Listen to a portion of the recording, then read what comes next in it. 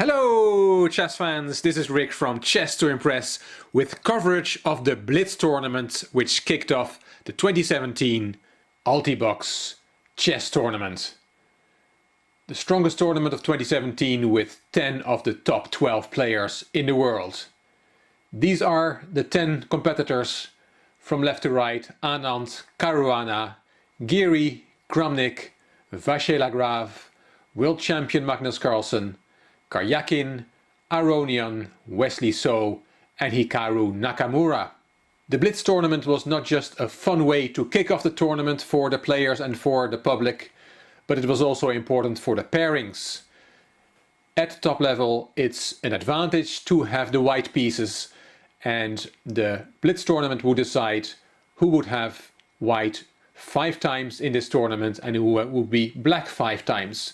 Of course, there's 10 players, so there's 9 rounds, and there cannot be an even number of whites and blacks.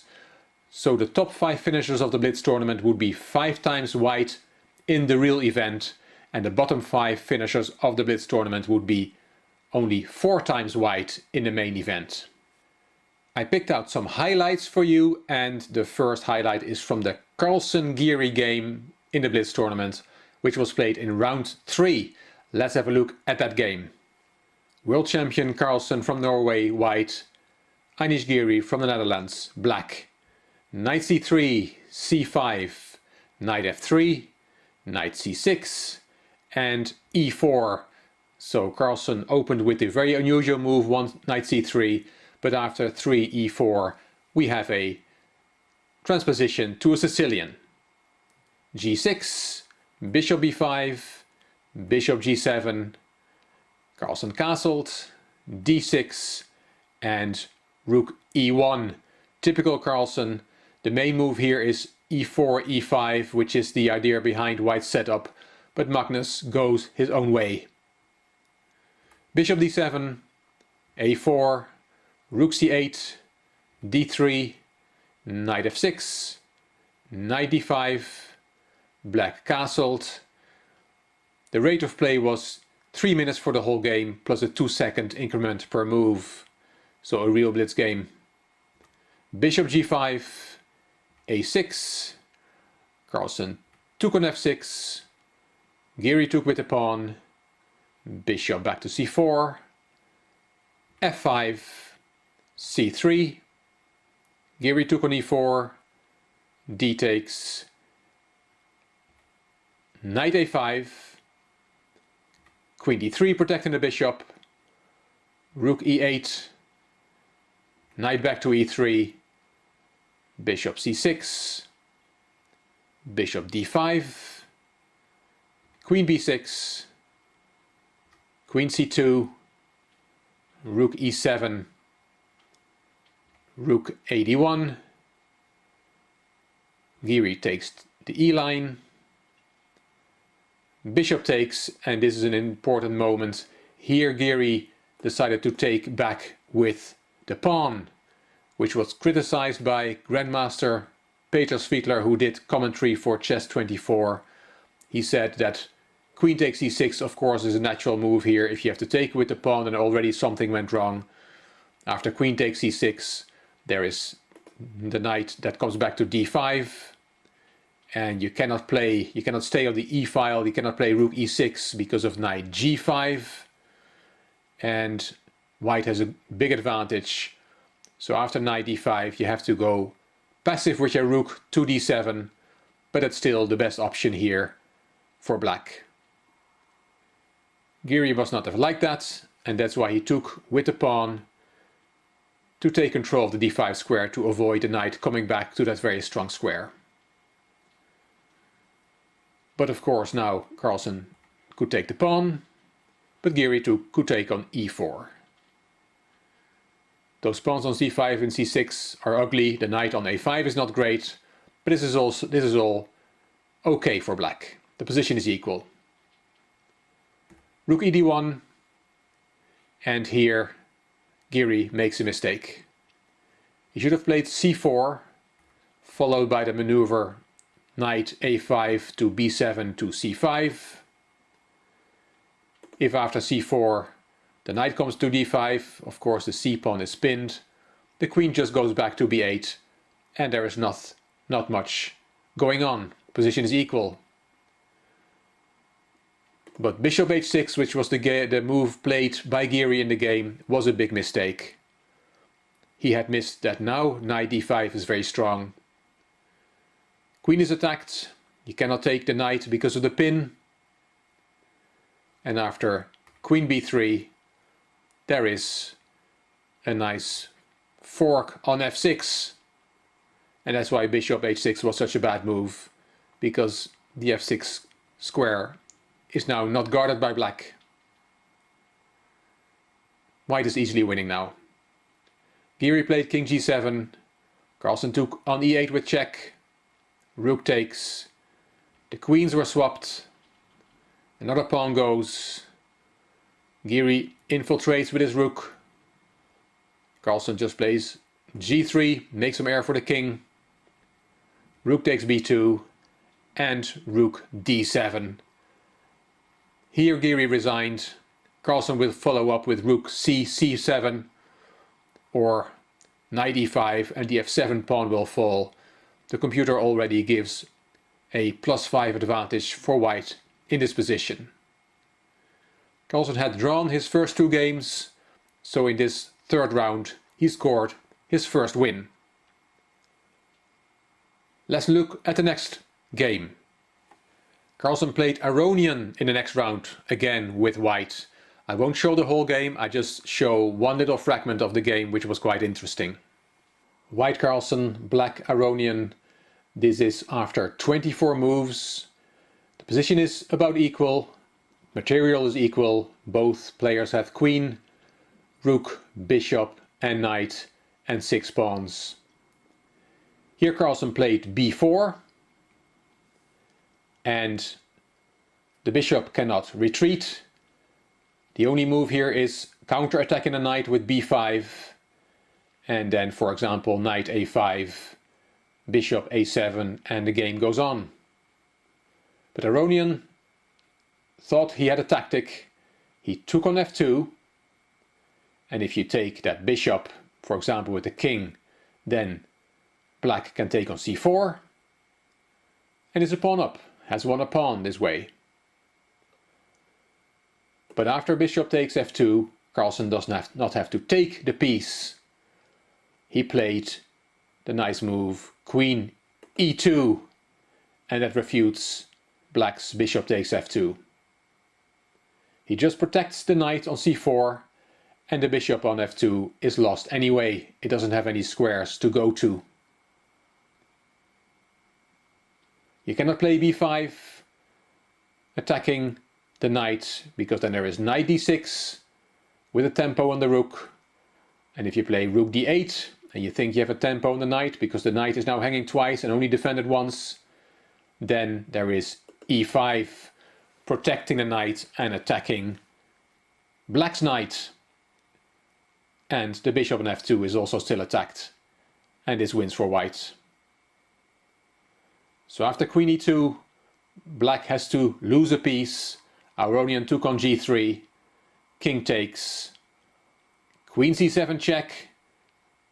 Looks like an option because now the knight on c4 is attacked twice. But Carlsen had seen this and played knight d6 to shield the check and save his knight. White was a piece up, and Carlsen won this game quite comfortably. Let's look at the last game. This was from the last round, round 9 of the Blitz tournament, the big clash between Wesley So from the United States of America, who played white against the world champion. Let's have a look what happened there. At this stage, So needed to win to have a chance to finish in the top half of the table and have 5 white games in the main tournament. Carlsen was already assured of first place in the Blitz tournament. So opened knight f3, e6 from Carlsen, d4, f5, the Dutch defense, g3, knight f6, bishop g2, d5 going into the Stonewall Dutch, c4, bishop d6, knight c3, c6, bishop f4, that bishop was taken, g takes f4, Carlsen castled, e3, knight bd7, knight b3, and now a mistake from Carlsen. Here in a few Grandmaster games the move king h8 was played just to get the king out of the diagonal of the queen. Of course there's a lot of material between the queen and the king, but king h8 is a safe move. Other moves are possible as well, but b6, which was played by Carlsen, is not good. Knight g5 from Wesley So, and now there are problems with the e6 pawn, with the diagonal of the queen to the king, and also with the diagonal of the bishop to the rook on a8. It was interesting to hear Grandmaster Peter Svidler commentate on this.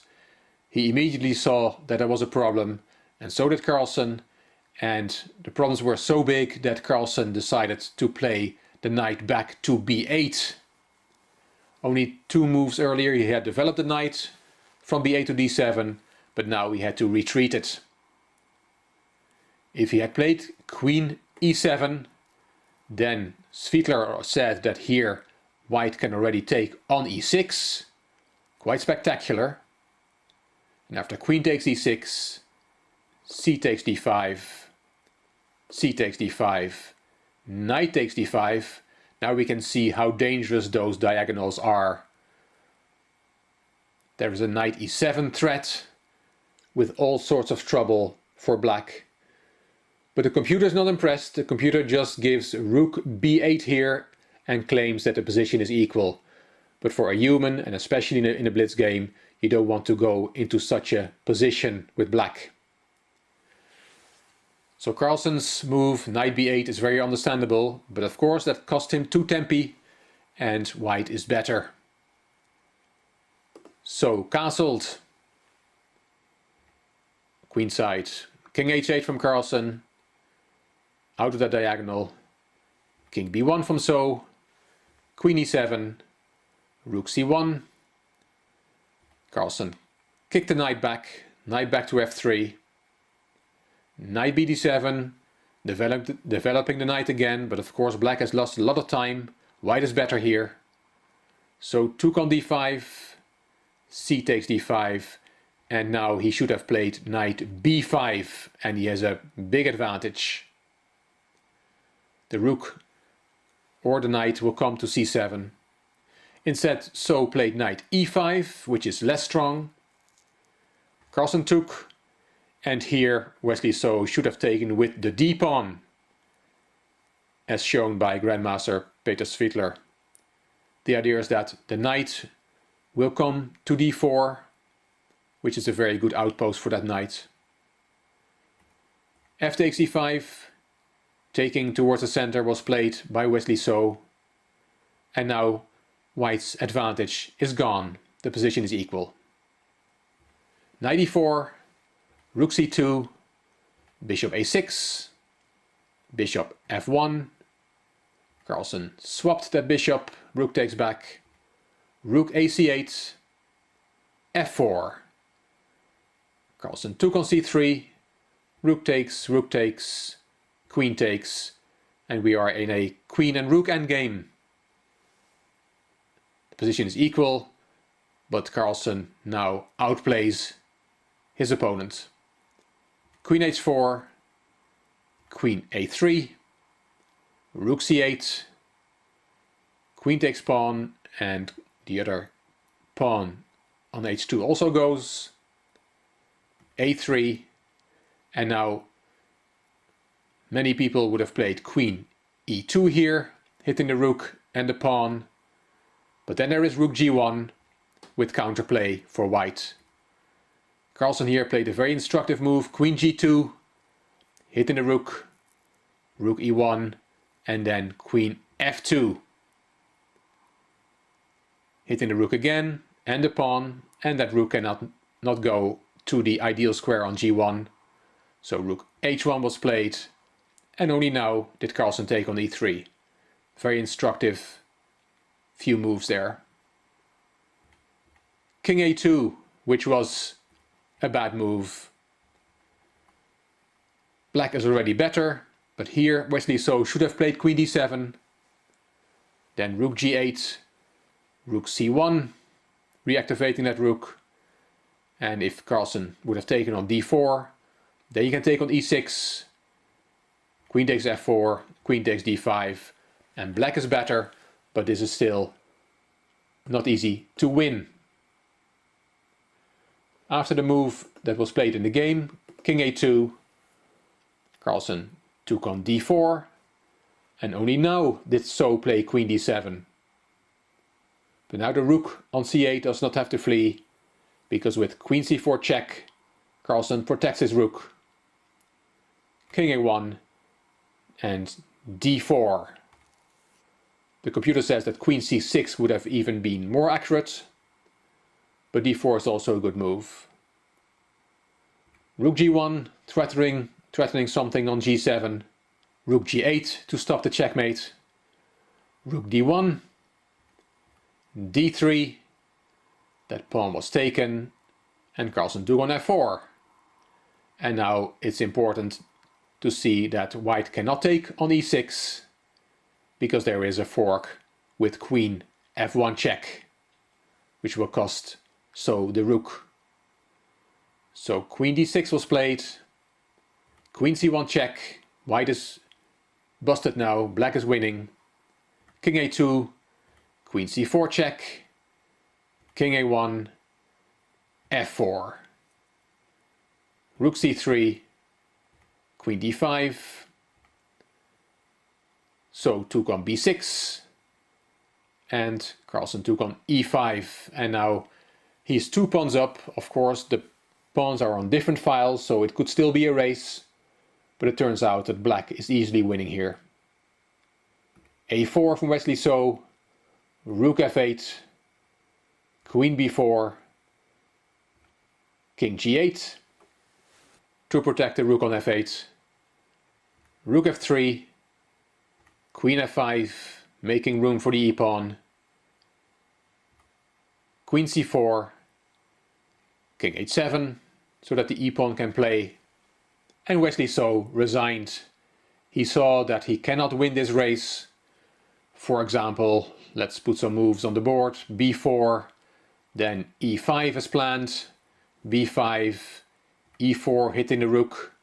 If the rook goes to b3, then there is f3, b6, f2, and black is winning this race. If the rook goes to f1 after the e5, e4 push, that doesn't help either. e3, b6, f3, b7, e2, and black wins. Impressive win from Carlsen. Making a mistake in the opening, taking the move back. If you and I take a move back like that, we probably will lose without a fight. But when Carlsen does it, he seems to be able to turn things around and outplay his opponent in an endgame. These are the final results of Norway Chess 2017, the Blitz tournament.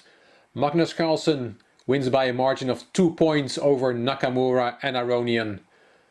Vacher Lagrave and Vladimir Kramnik, these 5 players will have 5 white games in the main tournament. The other 5 players, Karyakin, Anand, So, Caruana and Giri, will have only 4 white games in the main tournament. Giri, with 1.5 point out of 9, had a very disappointing Blitz tournament. I will do daily videos of the main tournament starting on Tuesday the 6th of June. Hope you will follow the tournament with me. If you like this video, please give it a thumbs up. Please subscribe to the Chess to Impress channel. I'm looking forward to your comments. And if you like the video, it would be great if you could share it on YouTube. You also may want to check out my Chess to Progress channel. The link is in the description box. This is Rick from Chess to Impress. Thank you very much for watching.